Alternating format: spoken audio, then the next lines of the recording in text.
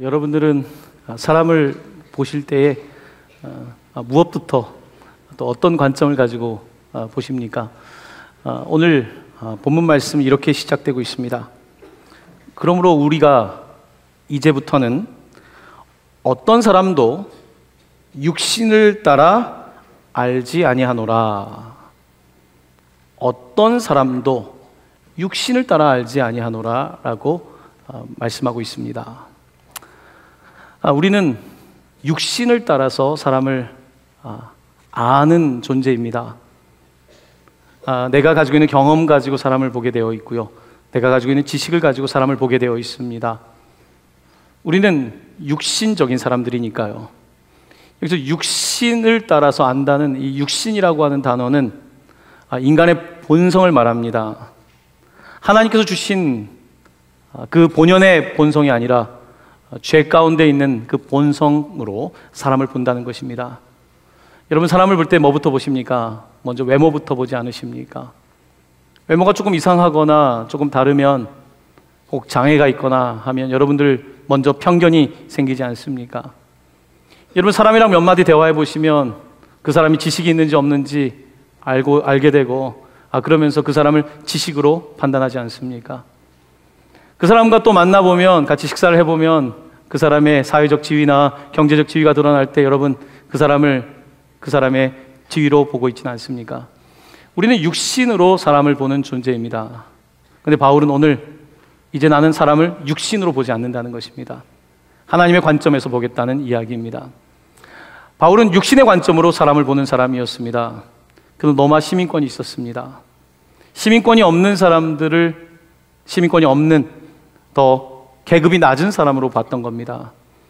그는 바리새인이었습니다. 바리새인이기 때문에 학문이 없는 유대인을 무시했습니다. 지식이 없는 유대인에 대해서 굉장히 하등하게 여겼습니다. 그는 또한 남자였습니다. 남자이기 때문에 당시에 그렇게 편만했던 남성 중심적인 사고를 가지고 있었고 여성을 무시했을 겁니다. 그는 또한 종과 주인이 다른 계급사회에 있었기 때문에 종들을 그렇게 보는 판단을 하는 사람이었습니다. 그런데 어떻게 된 노릇인지 이 바울이, 그러므로 우리가 이제부터는 사람을 육신을 따라서는 알지 않겠다는 것입니다. 인간의 관점이 아니라 하나님의 관점에서 사람을 보겠다고 합니다. 내가 보는 것이 아니라 내가 그렇게 바뀐 거죠.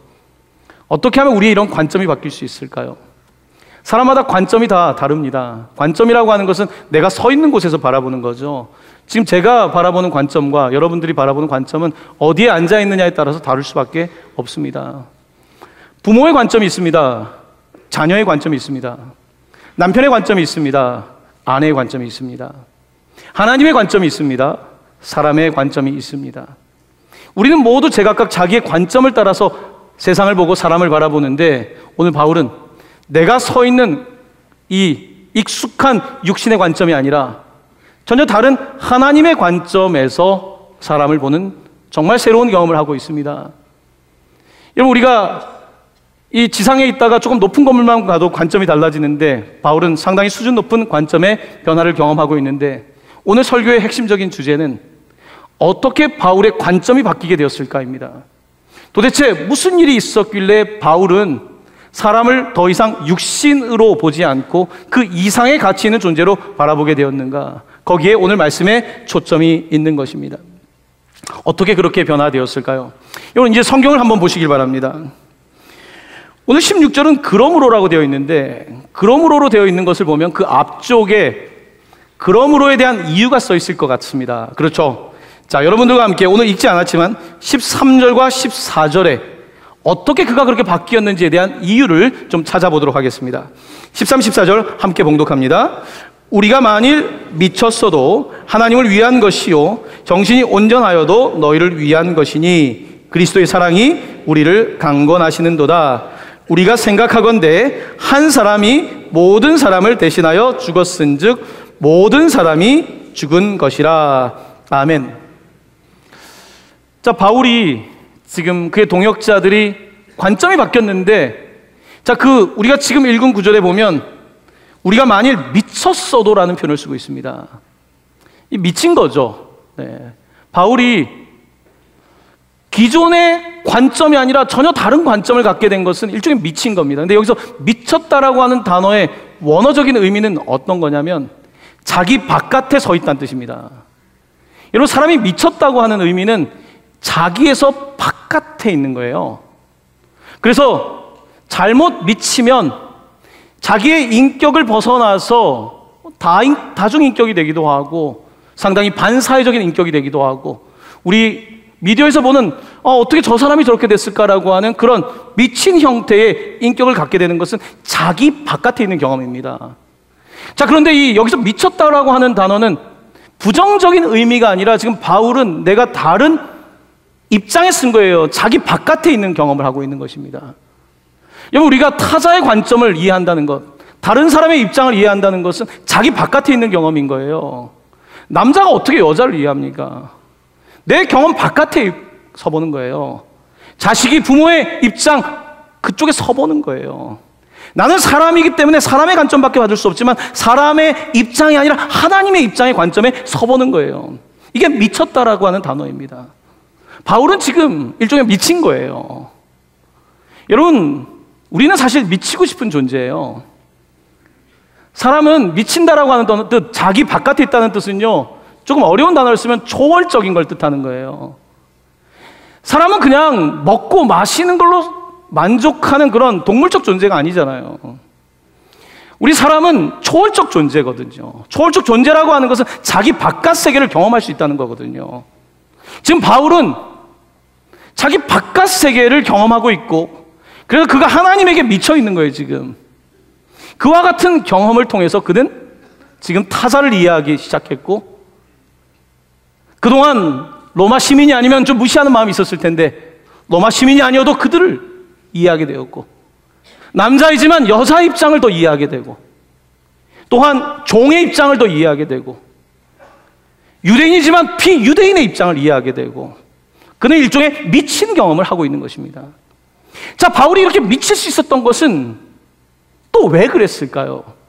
자, 오늘 여러분이 함께 읽은 14절은 바울이 관점이 바뀌고 미칠 수 있었던 이유를 이렇게 설명하고 있습니다.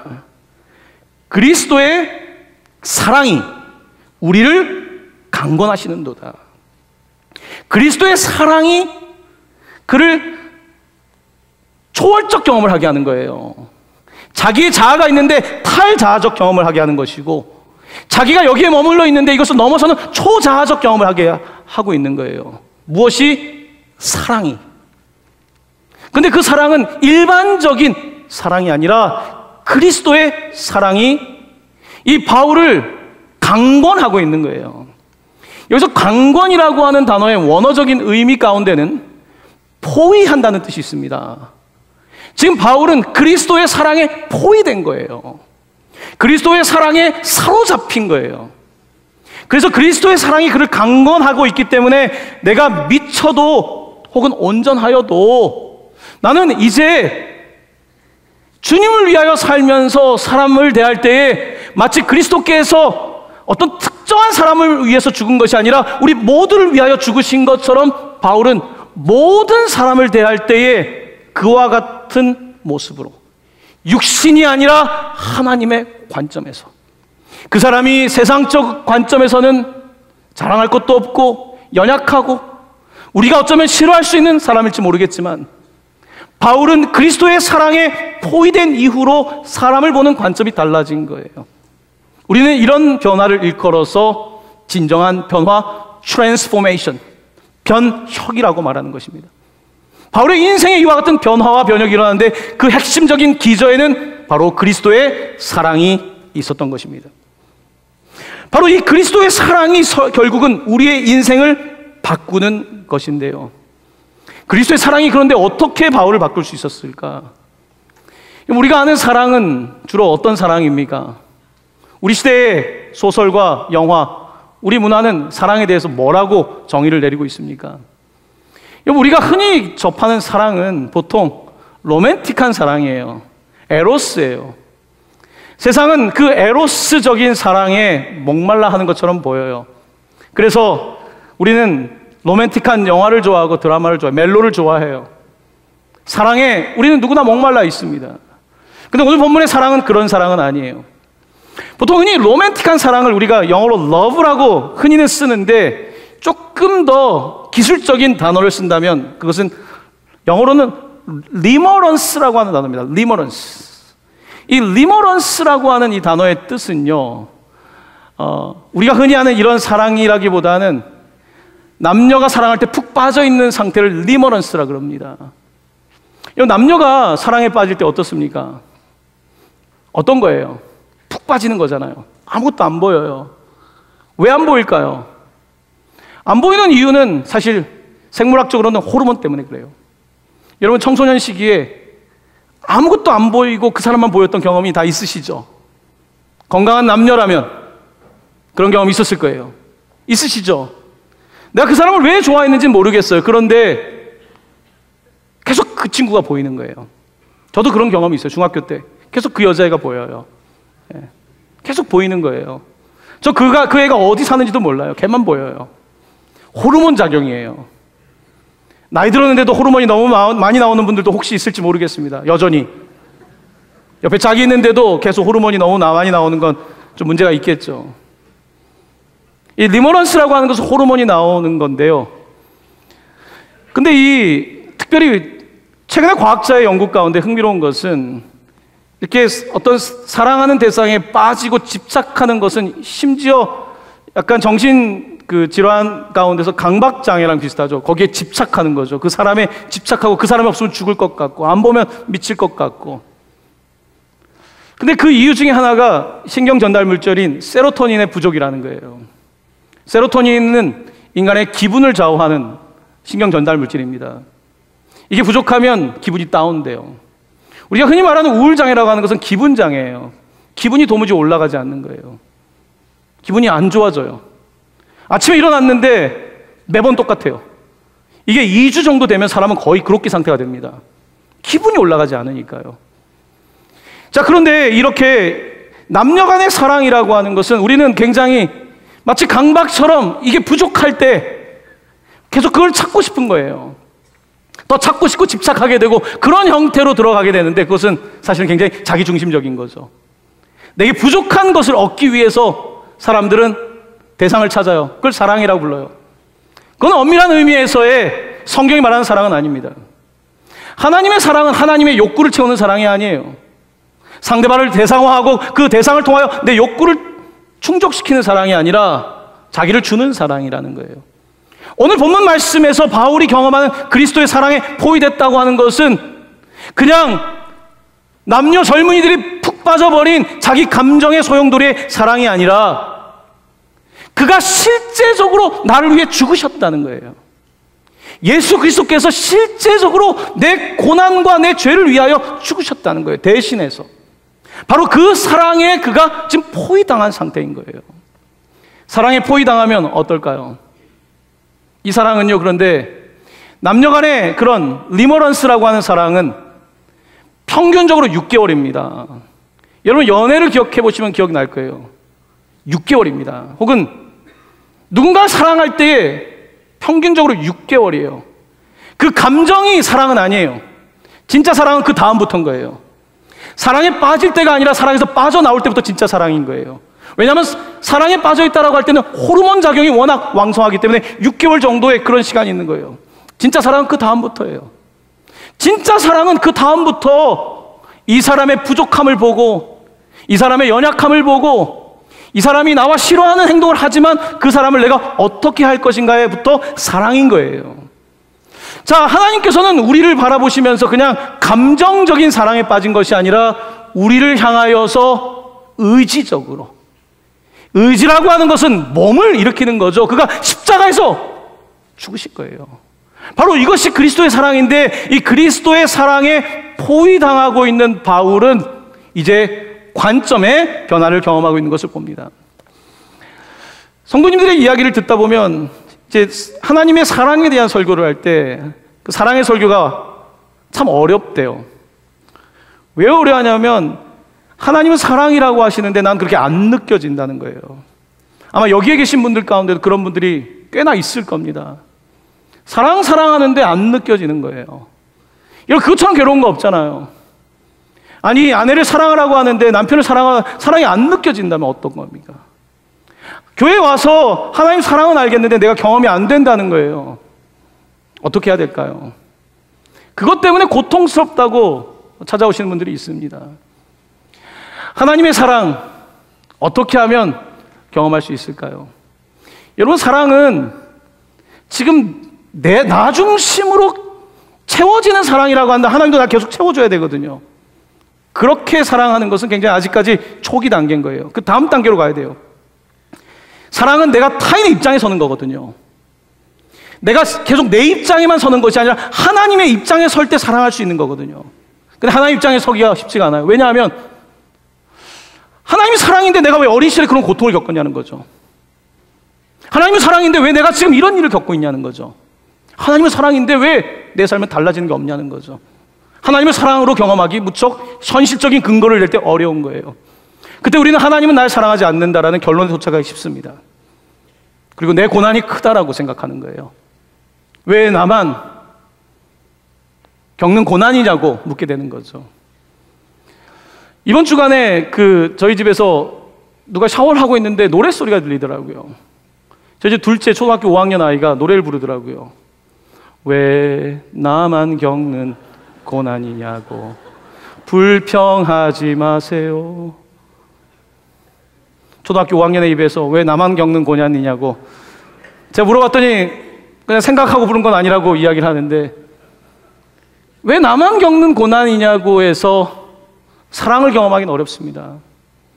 사랑이 전환되려면요, 내가 당한 고난보다 하나님이 당한 고난이 더 크다는 것을 느끼기 시작할 때, 내가 당하는 고난보다 예수 그리스도의 십자가의 고난이 더 아프다는 것을 느끼기 시작할 때, 그때 우리는 사랑이라는 걸 경험하게 돼요.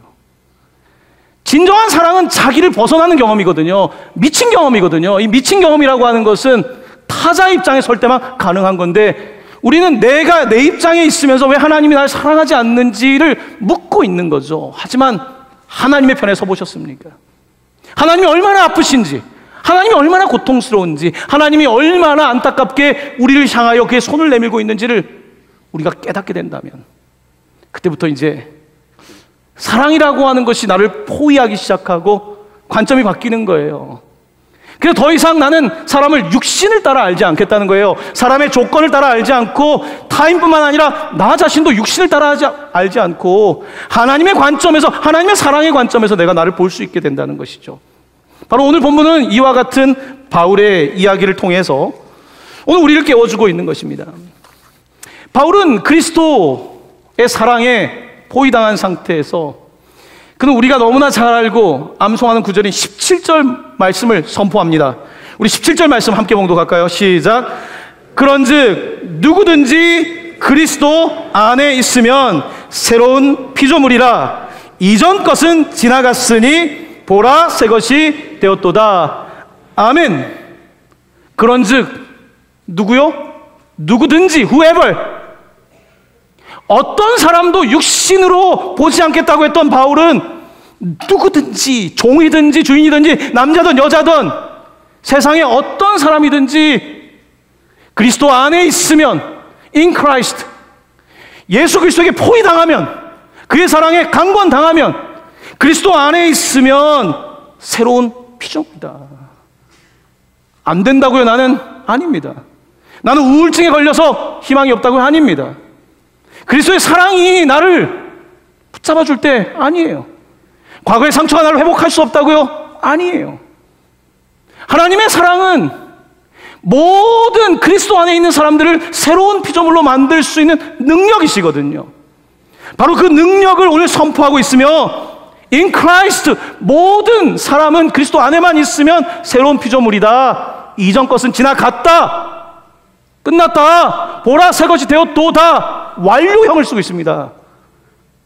여기서 이 완료형 동사 시제는 예수님께서 십자가에서 죽으실 때에 It is finished, 다 이루었다, 바로 그 동일한 시제를 사용하고 있습니다.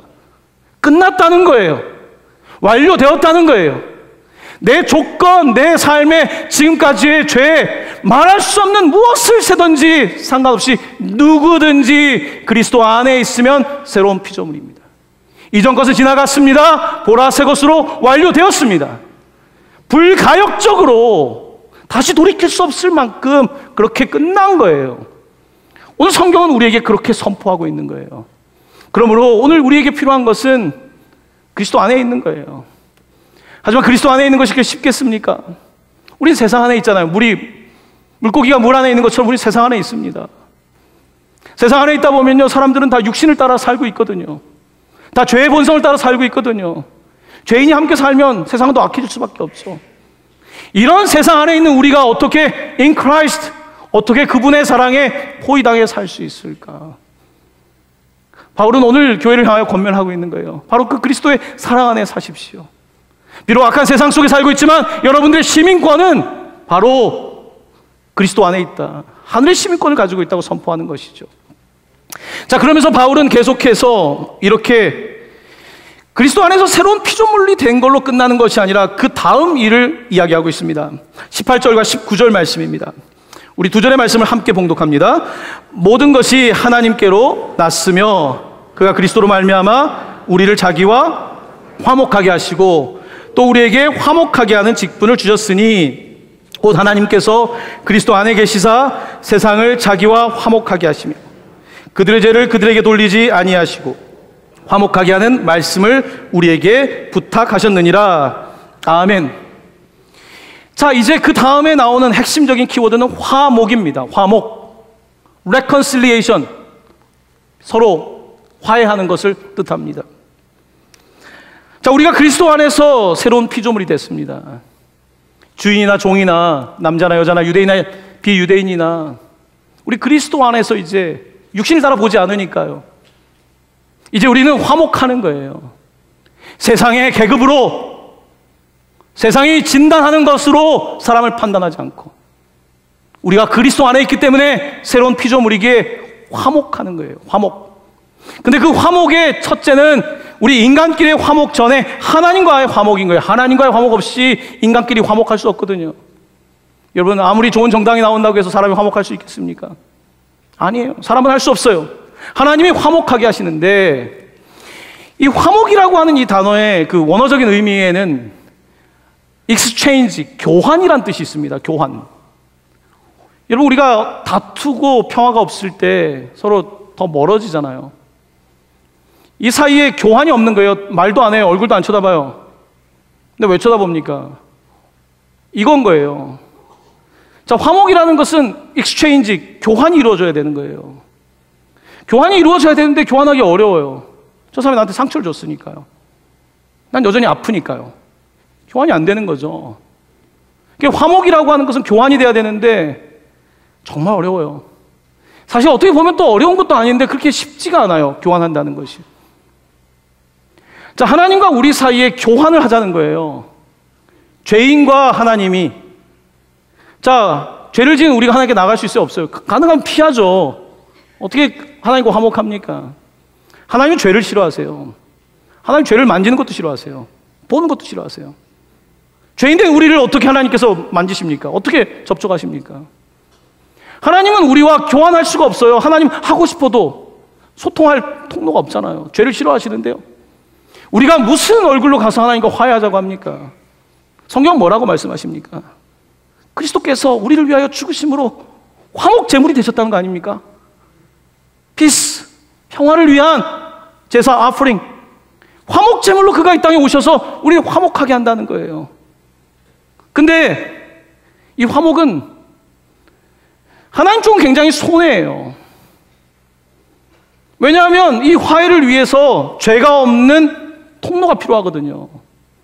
죄가 없는 통로를 통해서만 화해할 수 있는데 죄가 없는 사람은 없잖아요. 모든 사람이 죄를 범하였으면 하나님의 영광에 이를 수 없잖아요. 바로 그런 상황 속에서 하나님은 자기의 아들을 사람의 모양으로 주신 거예요. 그래서 죄 없는 이가 화해의 도구가 되신 거죠. 교환할 수 있는 그 근거를 만들어 주신 거죠. 협상이 불가능한 곳에 협상 테이블에 주님이 나오신 거죠. 그래서 예수님을 협상 테이블에 내밀고 예수를 받아들이라는 거예요. 하나님은 다 주셨다는 거예요. 손해보지만 다 내놓으셨어요. 근데 우리 쪽은 어떻습니까? 내놓지 못하는 거죠. 얼마 전에 북미 하노이 협상이 있지 않았습니까? 요즘 딜이란 말이 유행이잖아요. 딜. 자, 미국에서는 협상 나올 때 뭘 생각했습니까? 불가역적 비핵화를 원한 거 아닙니까? 되돌이킬 수 없는 완전한 비핵화. 이게 미국의 생각이었잖아요. 북한은 어떻게 생각했습니까? 완전한 비핵화가 아니라 너네도 우리에게 먼저 경제 제재 몇 개를 풀어달라. 딜은 안 되는 거예요. 딜이 될 수가 없죠. 어떻게 딜이 됩니까? 서로의 생각이 다른데요. 구체적으로 들어갔을 때 생각이 다른데 어떻게 협상이 가능하겠어요? 여러분, 우리가 협상에 나올 때 완전 무장 해제하라는 거거든요. 지금 핵 다 폐기하라는 거거든요. 할 수 있겠어요? 하나님께 나오면서 우리에게 하나님께서 요구하고 계신 거예요. 내가 내 아들을 줄 만큼 다 주었는데, 완료형으로 줬는데, 누구든지 그리스도 안에 있으면 새로운 피조물이라고, 내가 널 위해 다 줬는데 나올 수 있냐는 거예요. 나올 수 있습니까? 여러분, 하나님의 구원이라고 하는 것은 사실 딜입니다. 내가 하나님께서 그렇게 빅딜을 제시했는데 사람은 그걸 못 잡는 거예요. 믿으라는 거예요. 받으라는 거예요. 무장해제하라는 거예요. 하나님께 손들라는 거예요. 하나님과 화목하려면 그렇게 하라는 거예요. 아니면 하나님께서 walk away 하실 거예요. 딜은 안 된다는 거죠. 아니, 내가 받아들일 자세가 안 돼 있는데 무슨 협상입니까? 하나님의 구원도 내가 받아야 되는 거 아닙니까? 하지만 여전히 내 계산법, 내 손익계산서를 가지고 딜의 테이블에 나왔는데, 협상 테이블에 나왔는데 협상이 이루어지겠습니까? 물론 하나님의 은혜는 협상은 아니죠. 하지만 딜이 이루어지지 않는 거죠. 우리는 하나님을 믿고 예수를 따라간다고 하지만 실제적인 삶 속에서 하나님의 이 딜에 별로 응할 생각이 없어요. 왜냐하면 여전히 나는 내 머리를 굴리고 있잖아요. 마치 북한의 김정은이 요것만 줄까 지금 계산하고 있잖아요. 또 그런 거 이해는 됩니다. 대부분의 독재자들은, 대부분이 아니죠, 모든 독재자는 마지막에 다 총살을 당하지 않습니까? 얼마나 두렵겠습니까? 상대방을 믿을 만한 용기가 있겠어요? 정말로 내 목숨을 구할 수 있을까? 정말로 상대방이 나한테 정말 그런 호의를 베풀까? 오랜 동안에 적대 관계에 있었던 그들이 어떻게 서로 그렇게 믿을 수 있겠어요? 믿지 못하는 거죠. 이건 하나님과의 관계도 마찬가지입니다. 하나님께서 우리에게 다가오셨어요. 근데 우리는 믿지 못하는 거예요. 하나님 정말로요? 내가 지금 이런 고난을 당하고 있고 저런 고난을 당하고 있는데 정말로 날 위해 돌아가신 거 맞습니까? 그렇게 묻고 있는 거죠. 믿음은 딜이에요. 믿음은 선택이에요. 믿음은 빅딜 정도가 아니라 슈퍼 메가 빅딜이란 말입니다. 내가 그것을 선택하는 거예요. 하나님의 그 은혜를 내가 받는 거예요. 너무 미안하죠. 어떻게 내가 하나님의 그 은혜를 받습니까? 죄 몇 개 고백했다고, 죄 몇 개 회개했다고 내가 그 구원을 받습니까? 예스, 그렇다는 거예요. 내가 진심으로 내 죄를 고백하고 진심으로 내 무장 해제를 하고 주님께 나온다면 그렇게 된다는 거예요. 주님께서 생명을 주시겠다는 거예요. 지금까지 서바이벌 게임이 아니라 진정한 생명을 주시겠다는 거예요. 근데 우리는 아직 그게 뭔지 몰라요. 북한 경제가 자유경제를 어떻게 상상해 보겠습니까? 어떻게 그 다음을 상상조차 해보겠어요? 그런데 우리 앞에 놓여있는 기회가 있는데 믿음이 없는 거죠. Trust in the Lord. In the Lord. 주님을 믿어야 돼요. Believe in the Lord. 주님을 믿는 거예요. 안에서 믿는 거예요. 바깥에서 믿는 거 없습니다. 어떻게 바깥에서 믿습니까? Believe in. 그분을 믿는 거예요. Christ. 그분 안에 있는 것이, 그분을 안에 들어와서 믿는 거지, 바깥에서 믿는다는 것은 아니라 판단하고 계산하고 있는 것이죠. 오늘날 우리가 신앙을 갖기 어려운 것은 우리 가운데 너무나 많은 정보와 지식과 경험들이 우리를 계산하게 하는 거예요. 주님의 은혜를 받기에 우리는 너무 내 세계가 큰 거죠. 너무 잔뼈가 굵은 거죠. 너무 잔머리가 발달한 거죠. 신앙의 잔머리가 발달한 거죠. 하나님을 철저하게 신뢰하기에 우리 너무 커버렸어요. 아무것도 없을 때 그냥 나오잖아요. 정말 죽을 것 같아 보세요. 안 나오겠습니까? 경제 제재가 더 대보세요. 안 나오겠습니까? 내 삶이 더 힘들어지면 안 나오겠습니까? 나오죠. 두 손 두 발 다 들고 나오죠. 협상 테이블에 스스로 나오게 되겠죠. 사랑하는 성도 여러분, 하나님께서 여러분들 부르십니다. 부르세요. 화목으로 부르세요. 화목. 하나님과 화목하자고요. 어렵지 않다고요. 여러분 자신을 좀 내어드리라고요. 하나님을 신뢰하시라고요. 나오셔서 그분을 믿으면 생명을 주시겠다. 완료형으로 끝났다지 않습니까? 새로운 피조물이라고 하지 않습니까?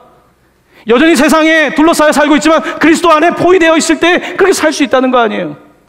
그러면서 먼저 믿게 된 자신들이 대사가 됐대요. 사신이 됐답니다.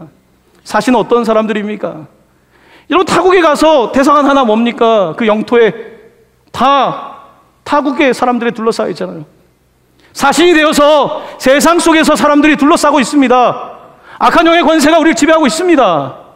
세상은 스스로 속일 것이고 넘어질 것이고 그건 인류 역사 이후에 계속 발견되는 거 아닙니까? 하지만 in Christ, 그리스도 안에서 그리스도에게 포위당해서 그리스도에게 강권당해서 우리는 사신으로 살아간다는 거예요. 그러면서 고린도 교회를 향해 권면합니다. 여러분도 그런 사신이 되십시오. 여러분도 세상에 나가서 세상에 포위당해서 자기에 갇혀서 사지 마시고 자기를 넘어서는 미친 삶, 자기를 넘어서는 초월적 삶, 타의자, 초자, 요가한다고 그런 거 하려고 하지 말고 어디 가서 아무데나 절하고 그런 거 깨닫지 말고 in Christ, 그리스도 안에서 이 위대한 복음을 여러분 받으십시오. 바울은 안타깝게 교회를 향해 권면하고 있는 것입니다. 사랑하는 성도 여러분, 여러분의 삶에 그리스도의 사랑이 아직 뭡니까?